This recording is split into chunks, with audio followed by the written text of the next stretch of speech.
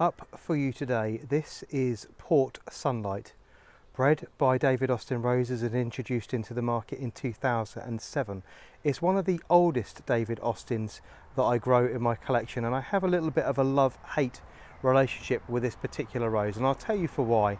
I had 5 of these that I had at my last house, and I wasn't going to bring them with me, but they are one of Mark, my husband's favourite roses in the garden.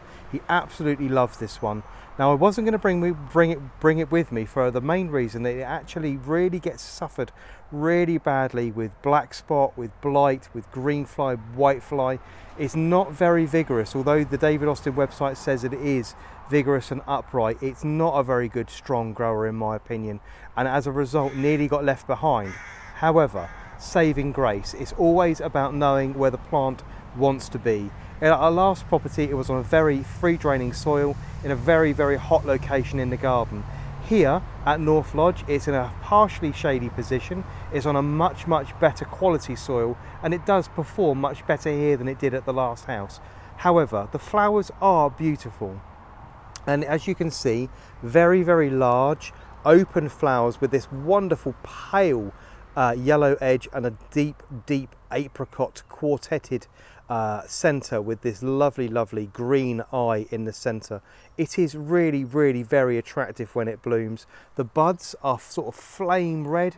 Let's see if I can, there's one over there, you can see a very deep red colour, reddy orange down the sides with that very distinctive stripe in them, and that stripe comes all the way through just before the flower opens, and then the colour completely bleaches out of those outer petals to a very pale cream light yellow. Now the shrub itself reaches something in the region of around 3 feet tall, so it's a lot smaller than David Austin say it is.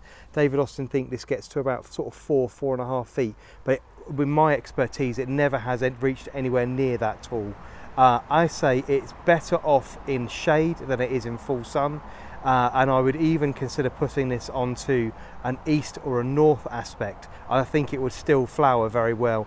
The heat tends to stress this one out. So this is Port Sunlight from David Austin Roses. If you're a little bit limited for space, I wouldn't really advise you grow this one. Our friends over on the other side of the pond in America go crazy for this particular rose. I'm not entirely sure why. Here in the UK it's not particularly popular, but this is Port Sunlight up for you today and in flower in the North Lodge cottage garden.